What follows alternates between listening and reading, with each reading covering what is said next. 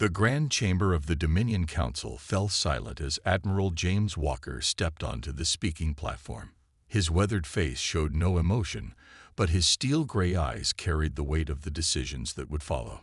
The alien council members, each seated in their elevated pods, looked down at him with barely hidden contempt. The human admiral wore a simple black uniform with no medals or decorations. He didn't need them. The 5 stars on his collar spoke enough about his authority. Members of the Dominion Council, his voice carried across the chamber without any electronic aid. I stand here today not to beg, not to negotiate, but to deliver a warning. The great speaker of the council, a tall being with gleaming silver skin, leaned forward. Your colonies burn, Admiral. Your outposts fall. Yet you speak of warnings. A ripple of cruel laughter echoed through the chamber. Walker remained still, his hands clasped behind his back. You've destroyed 3 of our colony worlds. Each time, we tried to talk. Each time, you responded with more violence. He paused, looking at each council member in turn. You believe you understand war because you've fought other species. You think you understand humans because you've studied our broadcasts, our culture, our technology. The trade minister, a reptilian being, hissed softly. Your species still uses chemical rockets in some parts of your world. Your technology is centuries behind ours. Is it? Walker's question hung in the air. Or have you only seen what we wanted you to see? The chamber grew quieter. Something in Walker's tone made several council members shift uncomfortably in their seats. Humanity has a long history of war, Walker continued. But unlike you, we don't fight for honor. We don't fight for territory. When humans go to war, we solve it like we solve everything else, as a problem that needs fixing. And we use everything at our disposal to fix it. The defense minister slammed his appendage on his console. Are you threatening the Dominion? Your species can barely reach your own planet's moon without nuclear propulsion. Walker's expression softened, and somehow that was more terrifying than any show of anger. This isn't a threat. This is a genuine warning from one sentient being to another. He pulled out an old pocket watch, an antique that looked absurdly out of place in the advanced chamber. We have discovered things in our pursuit of survival that we hoped never to use. Weapons that shouldn't exist. Tactics that break more than just bodies. The great speaker raised his hand for silence as murmurs spread through the chamber. You speak in riddles, human. If this is your attempt at diplomacy. No, Walker cut him off. Diplomacy ended when you glassed New Madison Colony. This is your last chance to withdraw. Not because we can't fight you, but because you're not ready for how we fight. The defense minister stood up, his voice booming. Ready? We have destroyed 3 of your worlds. Our fleets outnumber yours 1,000 to 1. Our technology will not save you, Walker finished quietly. Because while you've been fighting wars, we've been solving them. While you've built bigger ships, we've learned to turn space itself into a weapon. While you've perfected your energy beams, we've found ways to harvest black holes. He looked at his watch again and closed it with a soft click. You see us as primitives because some of us still drive combustion engines. The truth is, we kept those old technologies not because we had to, but because we chose to. Because we learned long ago that the more advanced the civilization, the harder it falls when their technology fails them. The chamber erupted in angry shouts and threats. The great speaker called for order, but Walker was already turning to leave. At the chamber's entrance, he stopped and looked back one final time. You have 24 hours to withdraw from human space. After that, we will respond. And when we do, remember, you chose this war. Everything that follows will be on your hands. The doors closed behind him with a decisive thud, leaving the council in an uneasy silence. None of them noticed that their most advanced sensors had failed to detect the quantum transmitter in Walker's antique watch, a device centuries ahead of their own technology. The first piece of humanity's deception was already in place, and the Dominion had no idea what was coming. 25 hours later, the Dominion's first attack fleet dropped out of hyperspace near Earth. 5,000 warships, each larger than the biggest human spacecraft ever recorded, filled the space between Mars and Earth. Their energy signatures alone were enough to interfere with old-style radio communications across the solar system. Commander Emily Stone watched them arrive from the bridge of the HMS Defender, one of Earth's supposedly most advanced ships. In reality, it was a decoy, like most of the human fleet facing the Dominion Armada. "They didn't even wait for the full deadline to expire," she said quietly, checking the time. "Typical."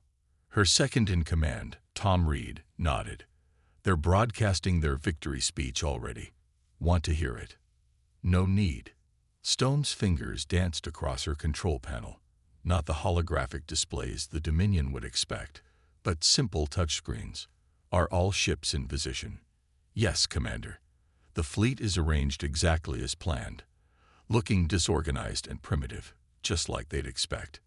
The Dominion fleet moved forward in perfect formation, their energy weapons powered up, creating a light show that would have been beautiful if it wasn't meant for destruction. The first shots fired across space, a dazzling display of advanced technology. Most of them passed right through the human ships. Holograms, the Dominion fleet commander realized too late. But where is their real fleet? Stone allowed herself a small smile.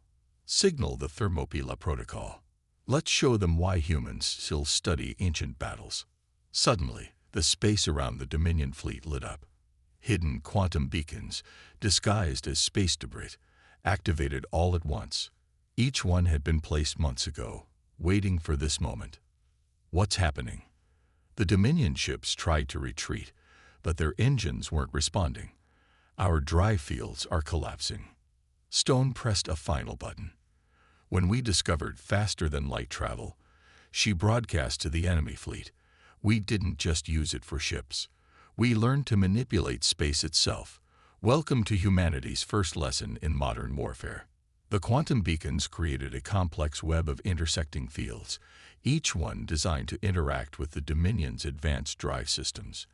The alien ships, so dependent on their superior technology, found themselves trapped in a temporal maze of humanity's making. "Impossible." The Dominion commander's voice crackled over the comm. "Your species barely understands basic spaceflight." "No," Stone corrected him. "We just chose not to show what we really understand." Did you really think a species that survived thousands of years of trying to kill itself wouldn't be prepared for aliens? The trap was complete. 5,000 ships, the pride of the Dominion fleet, hung helpless in space. They weren't destroyed.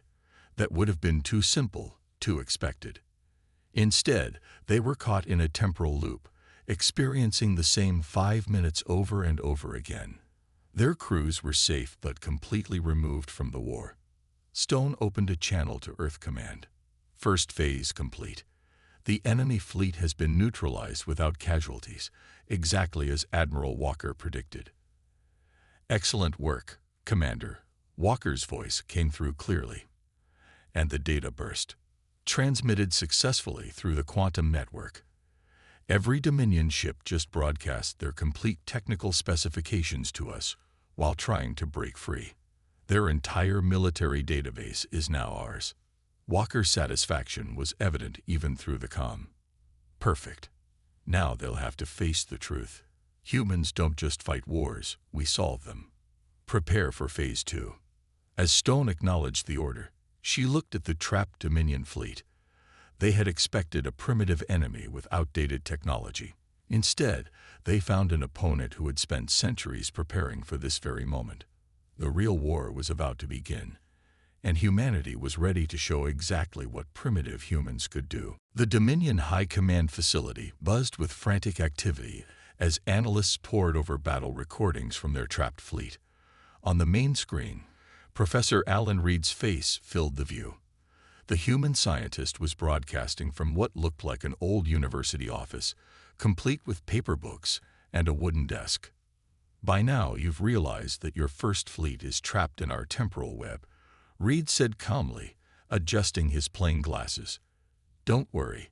They're safe. Time isn't passing for them. We're not barbarians, after all." The defense minister slammed his fist down. "Stop the recording. This is human propaganda." "No," the chief analyst replied, her voice shaking. "This is broadcasting through our most secure quantum channels. They broke our encryption an hour ago." On screen, Reed pulled out an old blackboard, a primitive teaching tool that made several Dominion officers sneer. He started drawing with chalk. "Let me explain why you've already lost this war," he continued, sketching the simple diagram. "For the past 300 years, humanity hasn't just been preparing for war. We've been solving it." He drew a circle, then another and another. "While you built bigger ships, we learned to trap black holes. While you perfected energy weapons, we figured out how to harvest zero-point energy from vacuum itself." Each circle became part of a larger equation. The Supreme Commander burst into the room. "Our Second Fleet reports their drive systems are failing. All ships are switching to backup power." Reed's voice carried on, as if responding. "Yes, that would be happening right about now. You see, we didn't just prepare weapons. We studied your technology too. Every transmission you sent, every engine signature we detected, we learned from all of it." The blackboard now showed a complex web of calculations. "Basic physics, really. Your faster-than-light drives create specific ripples in space-time. We learned to detect those ripples centuries ago. Then we learned to disrupt them." Alarms blared across the facility. More reports flooded in. Ships losing power, communications failing, weapons systems shutting down. "But that's not the interesting part," Reed continued, wiping the board clean. "The interesting part is what we learned while solving these problems." He drew a new diagram, simpler but somehow more terrifying. "We discovered that the universe has rules you never even thought to look for." The chief analyst's eyes widened as she understood the equations. Impossible. They'd weaponized probability itself. Reed nodded on screen, as if hearing her. "Your scientists focused on manipulating energy and matter. We focused on manipulating the underlying fabric of reality. Because that's how humans wage war. We don't just use weapons. We turn the laws of physics themselves into our arsenal." He set down the chalk and looked directly into the camera. "Right now, your scientists are probably realizing what these equations mean. They're understanding why your fleet's weapons won't fire, why your shields are failing, why your most advanced technology is becoming unreliable." The defense minister watched in horror as reports confirmed everything the human was saying. Across Dominion space, their technological advantage was evaporating. "We didn't want this war," Reed said softly. "We were content to let you think we were primitive. But you chose to attack, and now you're seeing how humans really fight. We don't just adapt to problems. We solve them completely." He picked up an old coffee mug, the kind no advanced civilization would use. Admiral Walker's warning wasn't a bluff or a desperate plea. It was genuine concern for your people, because now we have to show you everything we've learned, everything we've built, everything we've solved. The transmission ended, leaving the Dominion leaders staring at their failing systems. In the silence that followed, they finally understood. They hadn't gone to war with a primitive species. They had attacked a civilization that had turned warfare itself into a science, and they were about to learn the cost of that mistake. Captain Maria Torres sat in the control room of her submarine, watching the stars through the periscope display. The Dominion would never understand why humans had put naval vessels in space, and that was exactly the point. "Sonar contact," her sensor operator whispered, still using old naval terms. "Dominion heavy cruiser, moving through the asteroid field. They're searching for us." Torres smiled. The U.S. Nautilus, like all ships in her fleet, was a hybrid of old and new technology. It looked like a primitive nuclear submarine on the outside, but inside it bent physics in ways that would give the Dominion nightmares. "They still don't understand why their scanners can't find us," she said quietly. "Launch the drones." Small, simple-looking robots left the Nautilus's launch tubes. To Dominion sensors, they appeared to be mining drones, leftovers from human asteroid operations. That's why the aliens ignored them. Big mistake. All drones in position. The weapons officer reported. Ready for Protocol Hydra. Torres touched her command screen. Begin Phase 1. The drones activated their quantum fields. Instantly, the asteroid field came alive with false sensor readings. The Dominion cruiser's advanced detection systems went haywire, showing thousands of possible contacts. They're launching fighters, the sensor operator reported. They're trying to find the real signals among the false ones. Perfect. Torres pressed another button. Launch the microbes. Special containers on each drone opened, releasing clouds of engineered bacteria into space. The Dominion had always laughed at Earth's primitive biological research. They never imagined humans would find a way to make bacteria survive in space, let alone turn them into weapons. The microscopic organisms attached themselves to the Dominion ship's hulls. Within minutes, they began breaking down the advanced alien alloys, turning them into food for reproduction. Mom, the comm officer's voice was excited. The cruiser is reporting hull breaches. Their fighters are losing structural integrity. Torres nodded. Send the signal to Admiral Walker. Operation Deep Strike is working exactly as planned. Across the solar system, other submarines were doing the same thing. The Dominion's mighty fleet was being eaten alive by creatures too small to see, while ghost signals drove their sensors mad. Incoming transmission, the comm officer announced. It's from the Dominion cruiser. The alien commander's voice crackled through the speakers. This is impossible. You're using bacteria as weapons. And what are these vessels? Our scanners say they're primitive submarines, but they move like nothing we've ever seen. That's because you never understood how humans think. Torres replied calmly. You saw our old submarines and thought we were stuck in the past. The truth is, we kept building them because they taught us something important. How to move unseen through a hostile environment. She watched through the periscope as the Dominion cruiser's hull began to dissolve. While you were building better sensors, we learned to become invisible. While you made stronger armor, we made smaller weapons. That's how humans wage war. We use everything, even the smallest things in nature. The alien commander's voice was desperate now. But you're supposed to be less advanced than us. No, Torres corrected him. We just chose to look that way. Humans learned long ago that the best weapon is the one your enemy doesn't believe exists. As the Dominion ships fell apart, Torres sent the signal for her fleet to move to their next target. More Dominion warships would come looking for them, and they would find nothing but false signals and microscopic death. Status report from all ships, she ordered. All submarines operating at full capacity, her executive officer replied. The Dominion still hasn't figured out how we're moving through their lines. Torres looked at the old-style depth gauge on her wall, a reminder of human ingenuity's long history. Good. Let's remind them why humans kept practicing submarine warfare all these years. Sometimes the old ways are the best ways, especially when mixed with new science.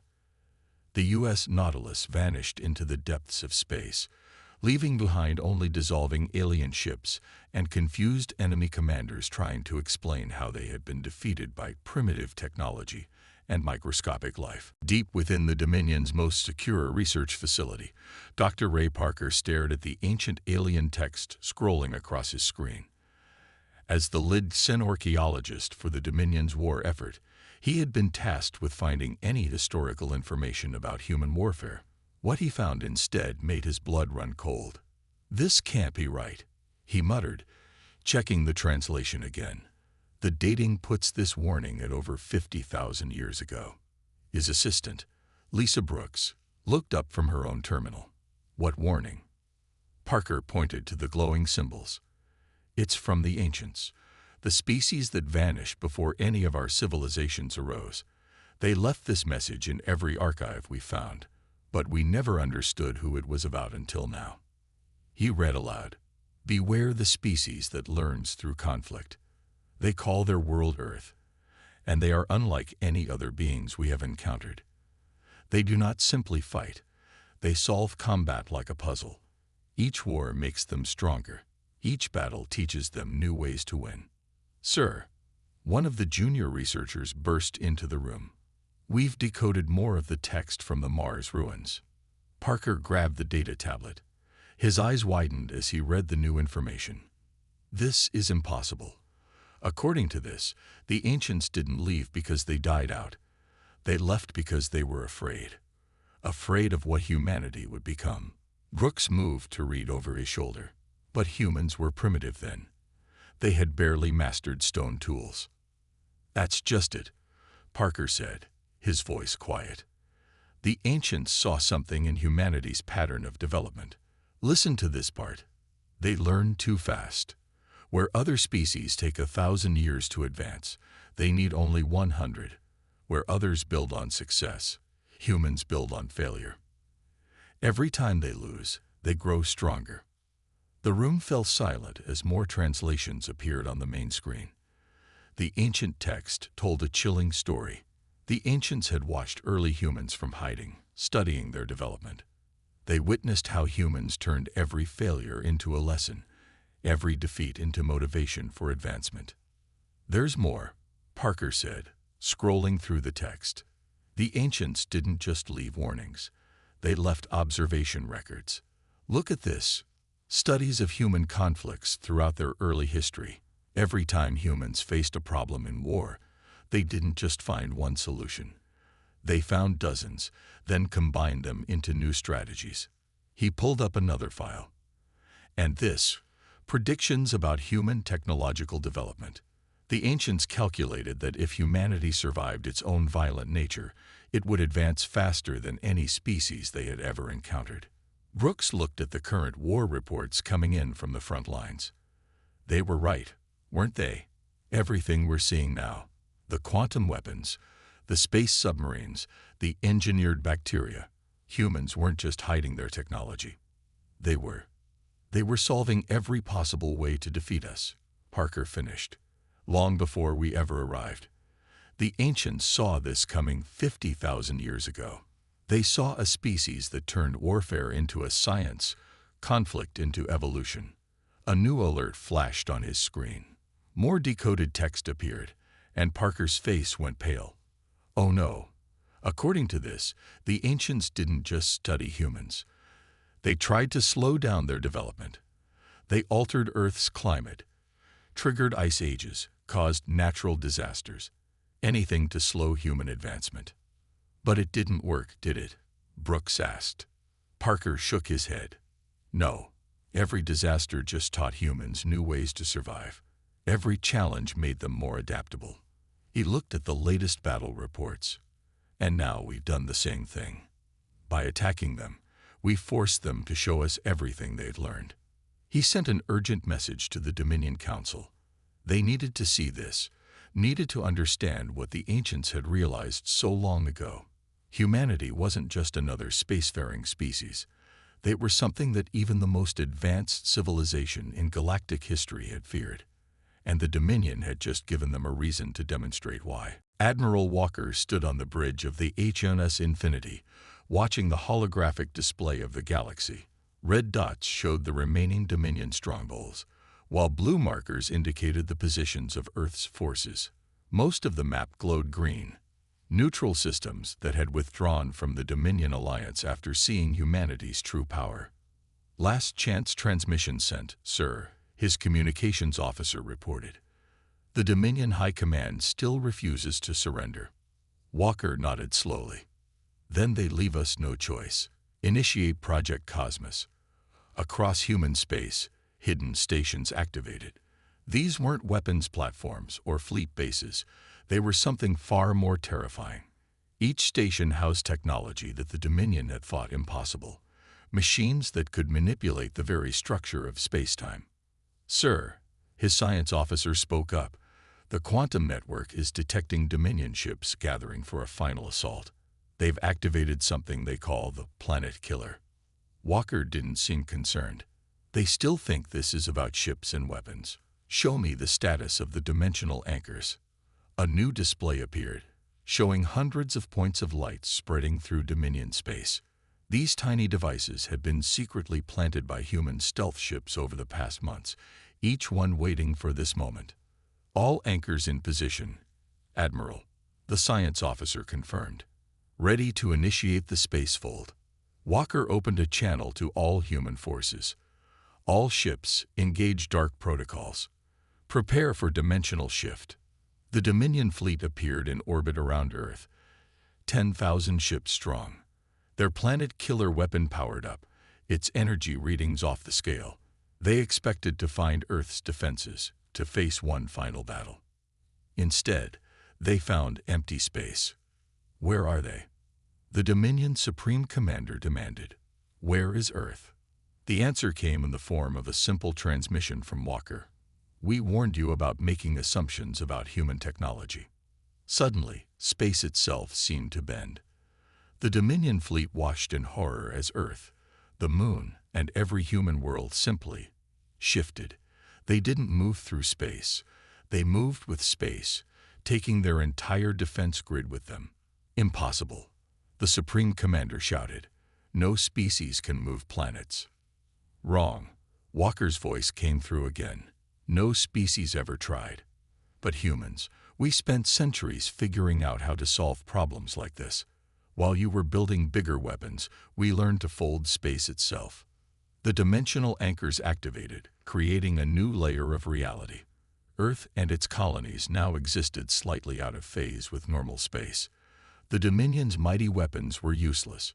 They couldn't hit what wasn't fully in their dimension. But human weapons could still reach them. This is your final warning, Walker announced to the Dominion fleet. Your empire is breaking apart. Your allies have abandoned you, and now you can't even reach our worlds. Surrender or face the consequences of pushing humanity to its full potential.